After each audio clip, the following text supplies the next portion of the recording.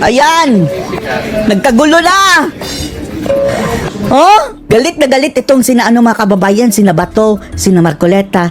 Kinastigo si One Ball. Oh. Oh. Ito na mga kaibigan, no? Ang nangyari noong nakaraan araw diyan sa Senado.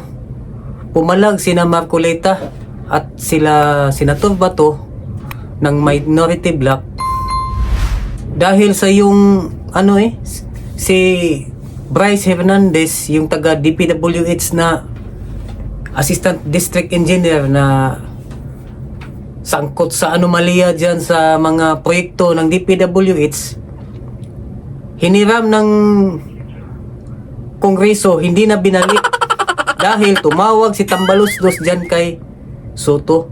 Kita nyo na mga kaibigan ba na talagang tinanggal nila yon si Chis Escudero para mapalitan nila ng tuta nila. Kaya ngayon nagkakagulo ang Senado dahil pumalag ang mga minority. Kasi nasa minority na sila Marcoleta ngayon Tinanggal na sa kanila yung pagka-majority nila. Noong pumalit ito si One Ball School Bukol na ito. Isang tawag lang ni Tamba, pumayag na sa kagustuhan kasi sila Tamba siguro ang naglagay dyan sa kanya. Dyan sa si Tamba at saka si Ngagba dyan sa Senado. So panoorin natin mga kaibigan at hiramin muna natin itong video ni kaibigan natin na si Pinoy Views and Opinion. So panoorin natin mga kaibigan ang mga kaganapan. Senator Bato de la Rosa is seeking the floor. You are recognized. Thank you, Mr. President. The last time I know that Bryce Hernandez was cited in contempt and was issued commitment order to the USA detention room. May I know the whereabouts of that Bryce Hernandez right now, Mr. President? Well, according to the newspaper accounts that I've read, I think they had our Senate President and the Speaker of the House had an agreement to commit Bryce Hernandez at the PNP Custodial Center at Camp Crame. May I clarify that quite accurate answer by Senator Estrada for the information of Senator De La Rosa and the public. Yesterday, after the hearing, during the hearings that they were conducting in the House, Speaker Martin Romualdez called me and said that their committee was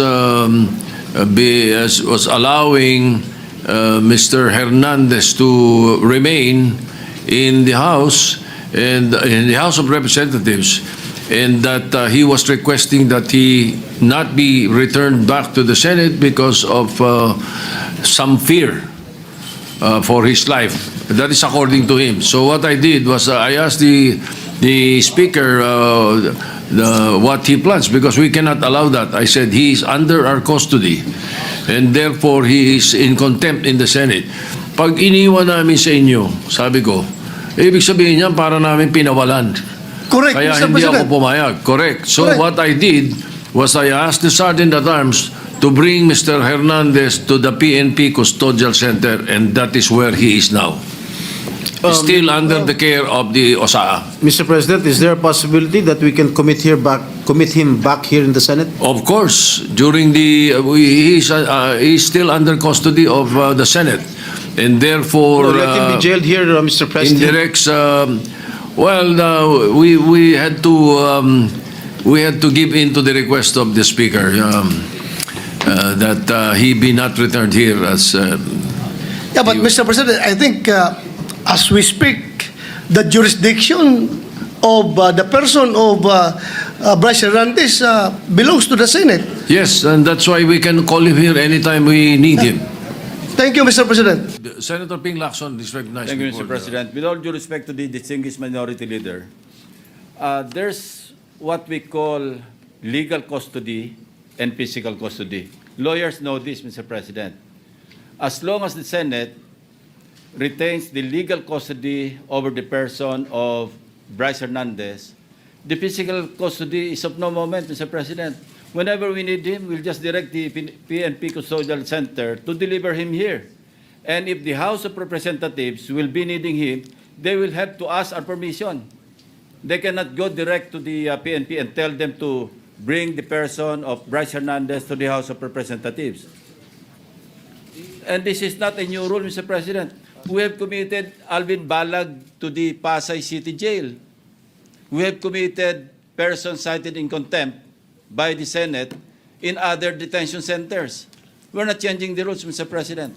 So that's my manifestation, Mr. President. Yeah. Minority Leader, go ahead. Tama po si Senator Lacson na may legal at physical custody. Pero it's always the committee and the Senate who decides the physical custody. So in the case na sinabi yung Pasay City Jail, it was the decision of Senator Dick Gordon and the committee na doon ilagay. In fact, ayaw nila eh. Yung mga kinulong doon, gusto nga dito. In this case, it is the witness, Assistant DE, saying, wag niyo akong dalhin doon, tapos siya yung nasunod. So the issue here is not only the physical and the legal custody. The issue also is the integrity of the Senate, the perception that if we don't have him here, de lahat na lang ng witnesses sasabihin, wag tayo doon. Paano kung wala rin silang tiwala sa PNP? Wag sa PNP, lilipat natin sa NBI.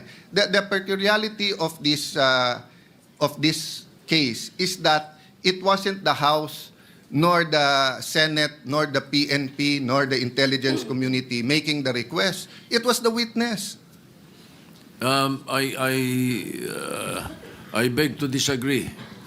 It was Speaker Martin Romualdez who was asking me. Yes, I Mr. did not President. talk to the witness. I did not hear him say. It was only Speaker Mr. President, Martin. it was live in the hearing. Bago siya magsalita, sinabi niya, pwede ba, mga congressman, wag niyo akong ibabalik sa Senate dahil may mga, hindi ako safe, may mga senador doon. Ang sabi ng congressman, magsalita ka muna.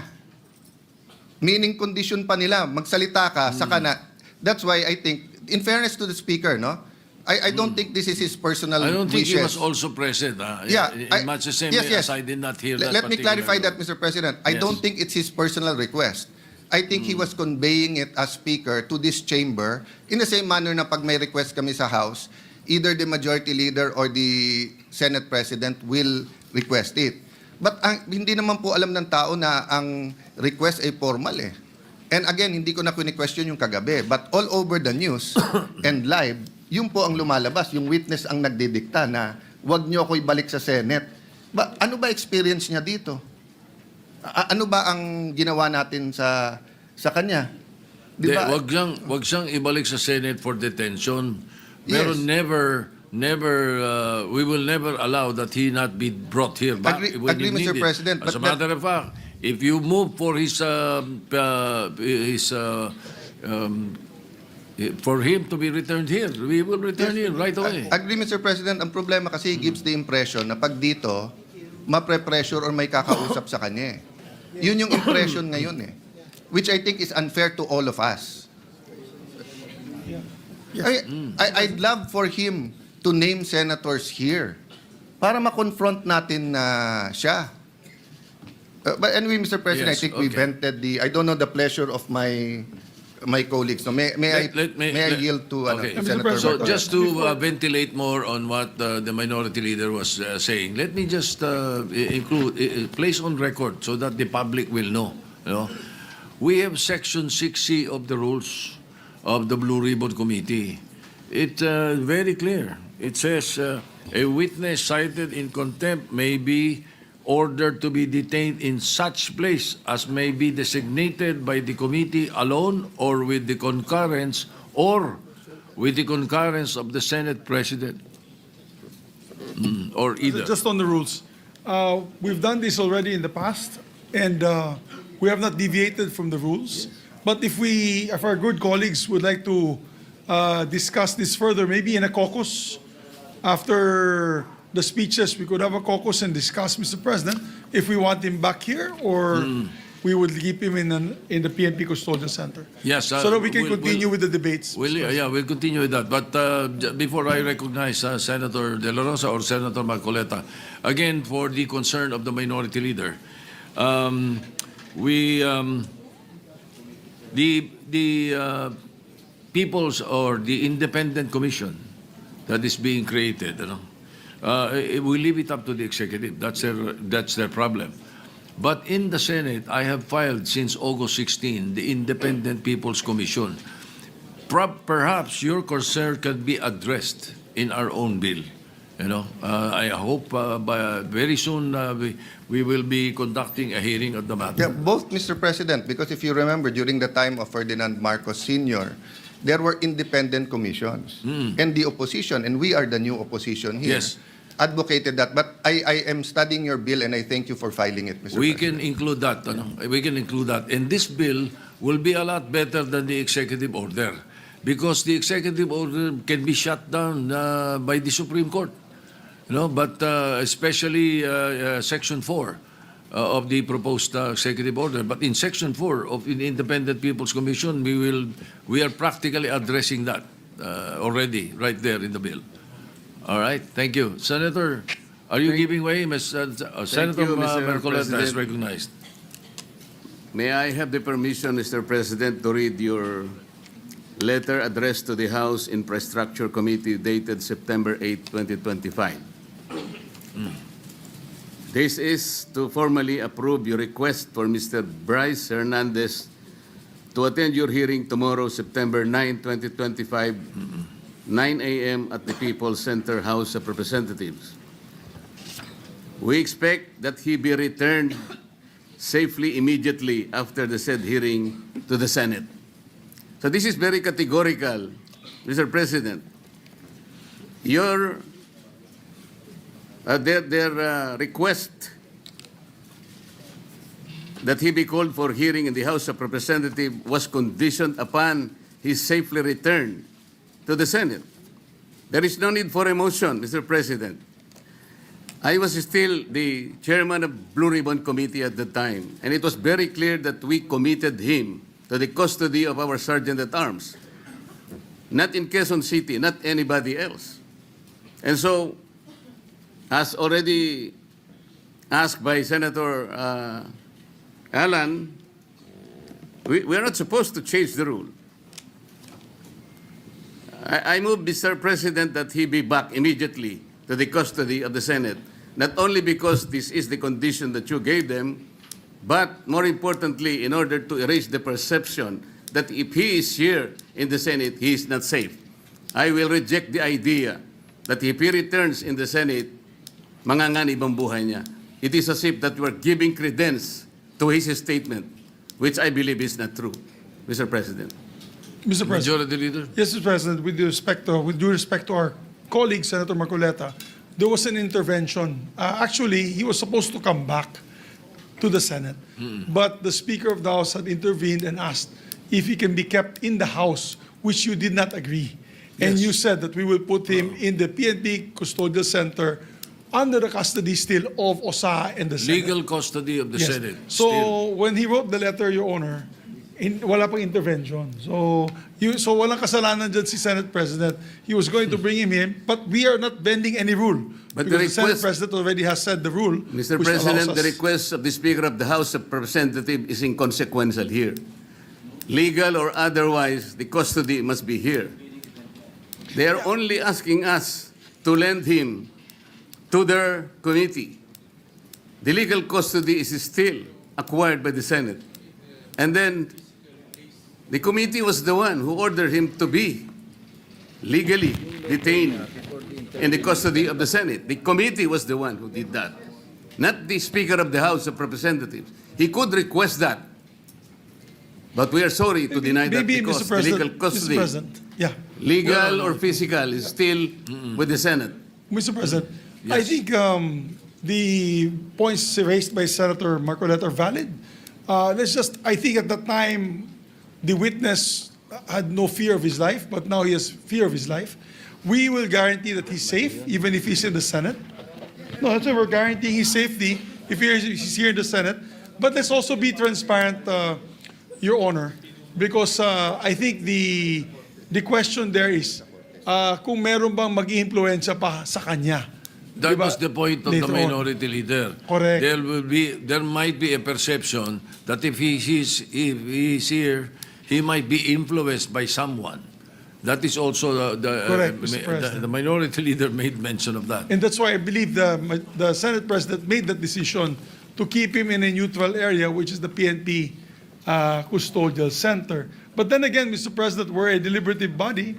If the body would wish him back here to the Senate, then we can discuss it further. Mr. President, just a quick intervention. Go ahead, Senator Lacson. I would like to echo the earlier manifestation of the majority leader.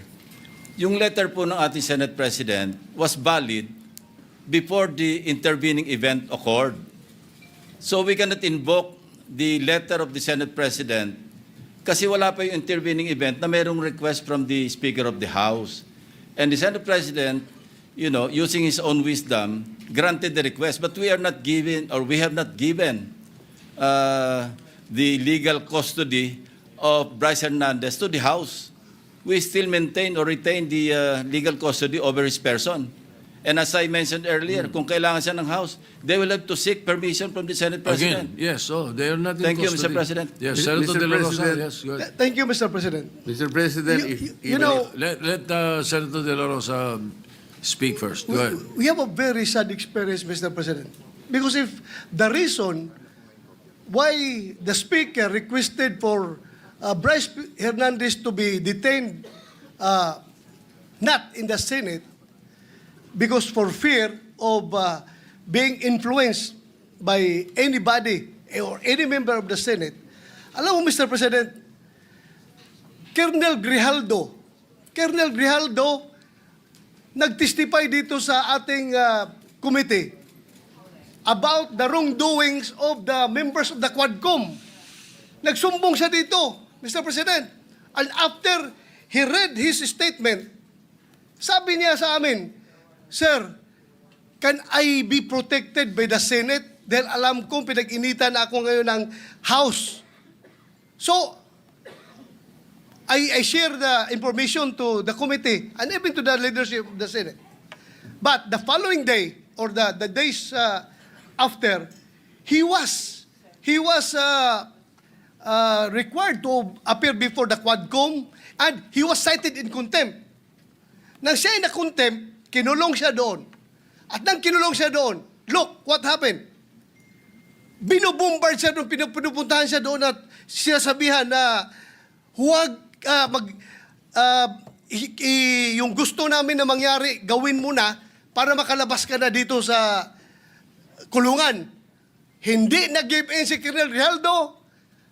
Kinulong siya hanggang natapos ang 19th Congress. So, Mr. President, sila ay takot sa kanilang ginagawa mismo. Hindi po yan gagawain ng Senado na mag-impluensya ng resource person. Never pa nangyari yan na mayroong pumunta doon sa baba, tinakot yung nakakulong contempt, cited in contempt na resource person. Gawain nila yan sa House of Representatives. Ginawa nila kay Colonel Grijaldo. Kaya huwag tayong basta-basta bumigay sa kanila dahil we should be independent from them, Mr. President. Hindi natin sila dapat sundin kung anong kagustuhan nila. We have to stand on our own. Thank you, Mr. President. Mr. President, Yes, Senator Marcoleta. noong pong September 8, 2025, ako pa rin po ang chairman ng Blue Ribbon Committee. Ang Blue Ribbon Committee po ang nag-approve ng legal and physical custody nung ma-cite in contempt si Bryce Hernandez. Nung makiusap po ang Speaker ng House of Representatives sa inyo, di po ba dapat nakonsulta naman ang Chairman ng Blue Ribbon Committee? Dahil kami po, ginawa namin yon through the collective wisdom of the committee. Hindi po namin gawa-gawa yon. Kaya lang namin siya sinite in contempt sapagkat halos ipamukha na namin sa kanya ang mga datos. Ibinigay ko na sa kanya ang lahat ng ipinanalo at ipinatalo niya sa kasino. Pati yung ginagamit niyang dalawang ID na galing sa LTO, ayaw pa niyang aminin. Ganun po yung nangyari. Gusto lamang namin siyang turuan ng leksyon para sa ganun kahit papano baka maisip niya na dapat sana mapahiya na siya sa sarili niya kung meron pa siyang kahihiyan, dapat naman sana, nung siya'y mag-request ngayon sa House of Representatives, hindi po sa kanya dapat manggaling ang request kung saan siya magko-custody. Ang custody po yung natapos na. Nagsalita na po ang Blue Ribbon Committee. Bakit po hindi man lang nakonsulta ang Blue Ribbon Committee? Bakit kailangan po ang House of Representatives Speaker ang mananaig sa kanyang request? Kalabisan na po ba ang Blue Ribbon Committee noong araw na yon, Mr. President? May I be clarified on what date that transpired? Yesterday or September 8 po. Monday? Yes, Mr. President. Majority Leader. Monday was the hearing here in the Senate. Monday, he was cited in contempt. But Yeah. the hearing in the House was on Tuesday, September 9. Yes, And as, Tuesday. So in the evening, Opo. when yesterday, no. So in the evening, when the speaker called me, Senator Marcoleta was no longer chairman of the Blue Ribbon. No more, because we had already elected It was Senator already Senator Lacson. Lacson, yes. Ibig bang sabihin po, Mr. President, nawawala ng visa yung ginawa namin? Hindi. He's Ganun po pala. He's still in legal custody. Dapat po, Therefore, igagalang po kung ano yung aming iniwan. yes, Doon tayo magsisimula. Ang iniwan ninyo, cite in contempt. Hindi And po. legal Nasa custody legal of the custody Senate. na po ng, He was ng still House. under the legal Ng, custody of ng the Senate. Mr. President, may I ask for a minute suspension? Session suspended. So abangan natin mga kaibigan kung anong mangyari nitong mga investigasyon na ito. Kasi ang mga tao ngayon talagang galit na dyan sa mga nakawan sa gobyerno ba. Isa na rin tayo sa nagagalit dyan kasi ang channel na ito, content ko talaga mga kaibigan, yung mga pagtanim ko ng gulay. Pero nanonood na ako ng mga ganito ba. So parang naiinganyo talaga ako na magsalita na talaga kasi ang nangyari sa bansa natin ba. Tingnan mo oh. Nilagay nila yan dyan kasi mga tuta nila yan eh. Oh. Para makuha nila ang control dyan sa Senado. Dahil pag si Cheese ang nandyan, may hirapan sila kaya ginawan talaga nila ng paraan na na malagay ito si galing sa One Ball University ito. Oh. Tingnan mo, na ang Senado ngayon. So, mga kaibigan, sana masuportahan ninyo ang channel na ito. Huwag nyo kalimutang mag-subscribe at maglagay din kayo dyan sa mga comment nyo dyan sa comment section. So hanggang dito lang muna. Maraming salamat.